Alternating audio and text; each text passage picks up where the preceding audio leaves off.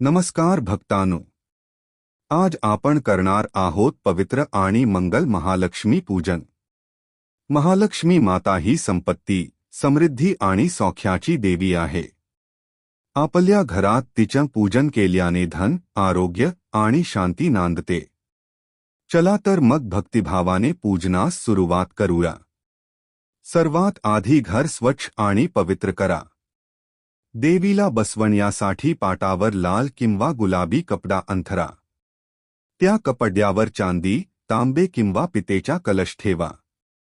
कलशात पाणी, तांदूळ, सुपारी, नाणी आणि पान ठेवा। नारावर लाल वस्त्र गुंडाळून कलशावर ठेवा। कलशाभोवती सुंदर फुलांची माळ अर्पण करा।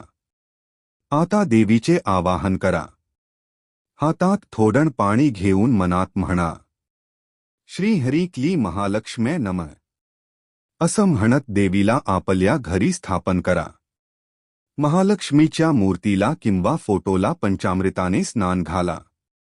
दूध, दही, मध, घी आणि पाणी याचा वापर करा। नंतर स्वच्छ पाण्याने मूर्ती पुसून फुलांनी सजवा।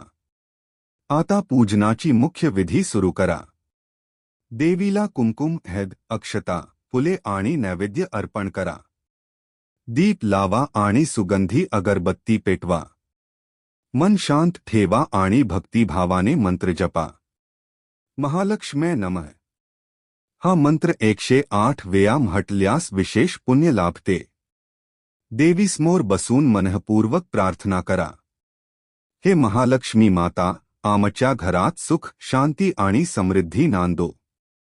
आमच्या जीवनातील दारिद्र्य दूर होवो। तुझी कृपा सदैव आमच्यावर राहो। कथेनुसार एकदा भगवान विष्णूने लक्ष्मी देवीला विचारलं, तू कुठे राहतेस?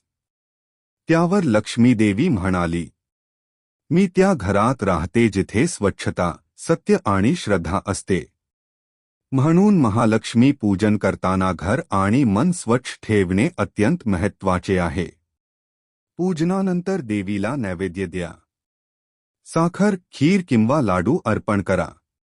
नंतर कुटुंबातील सर्वांनी एकत्र नमस्कार करा। जय देवी, जय देवी, जय महालक्ष्मी माता असं म्हणत देवीचं स्मरण करा। महालक्ष्मी पूजन केल्याने केवळ धनच नाही, तर सुख, समाधान आणि सकारात्मक ऊर्जा घरात येते। या दिवशी केलेलं पूजन मनापासून आणि श्रद्धेने असेल तर देवी नक्की प्रसन्न होते। महालक्ष्मीचं पूजन हे केवळ विधी नाही, तर ती आपल्या जीवनात कृतज्ञता आणि श्रद्धा निर्माण करणारी प्रक्रिया आहे। जय महालक्ष्मी माता। संपत्ती, आनंद आणि शांती तुमच्या घरात नांदो। धन्यवाद।